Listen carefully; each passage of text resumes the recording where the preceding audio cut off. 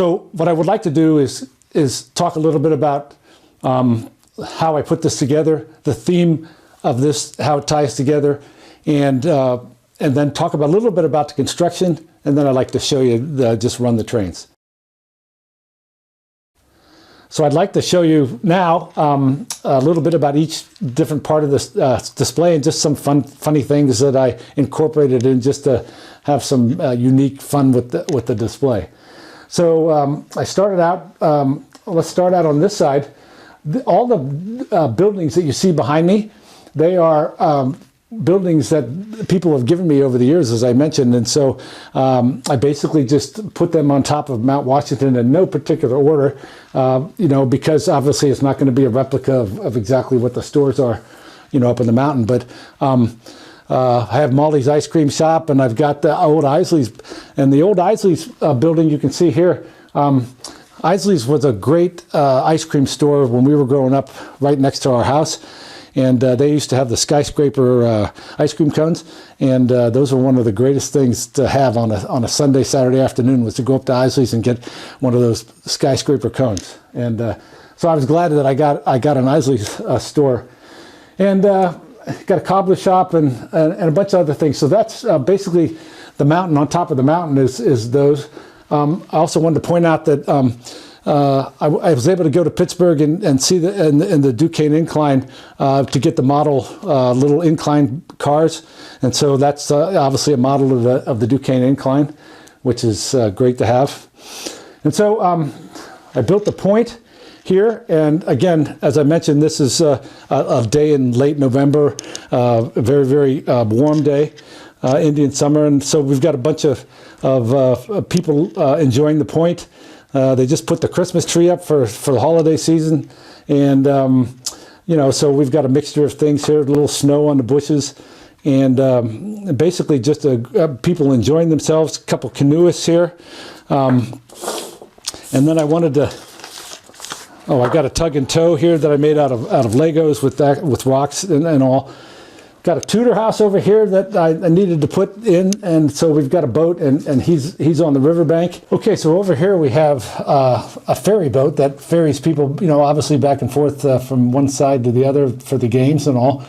And I made this boat out of a CPAP mask humidifier chamber, and the top just comes right off, the pieces separate, and what I did was I put some benches and people inside, and so I really didn't have to build anything or buy anything or anything like that, because I thought that was kind of unique. It looks you know, pretty much like a ferry boat, and again, I wanted to be able to use some things that I had, so I thought that was interesting to make that.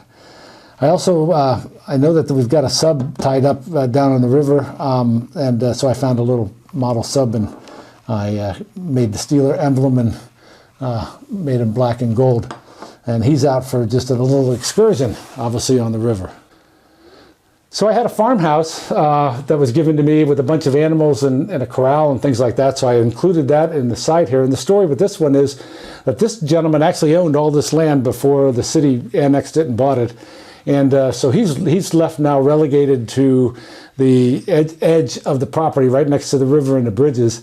And this is his property. And this is the gentleman right here. And he's out standing in front with his rifle. And he's talking to the postman who's trying to deliver a package to him.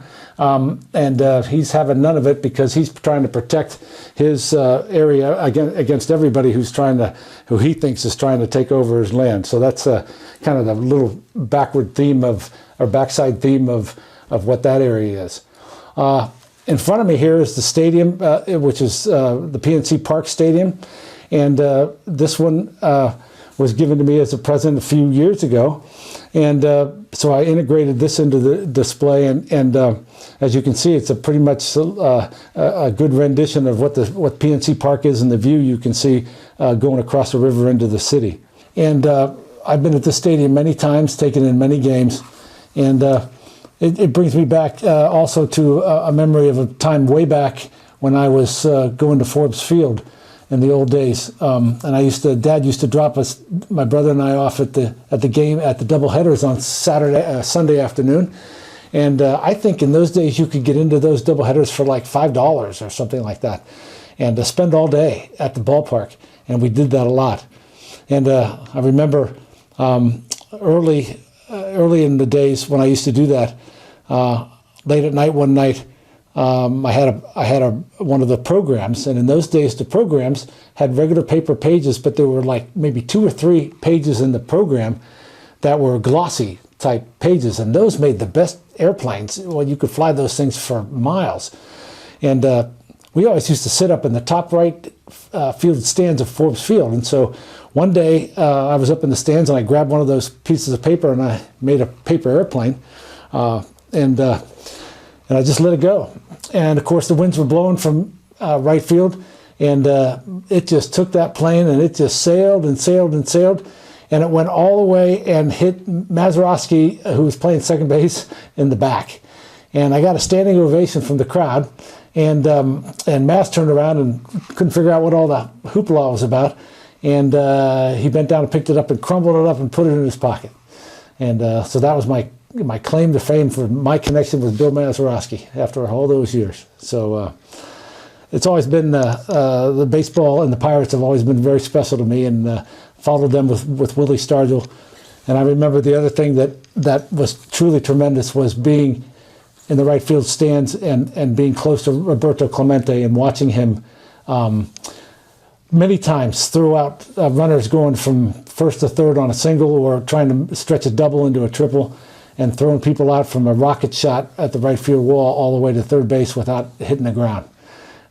Just line drive throws. He was a phenomenal athlete, and I was very privileged to have been able to see him and Willie Stargell, Clendenin, Hebner, all those guys. It was a great time to grow up in Pittsburgh. It really was.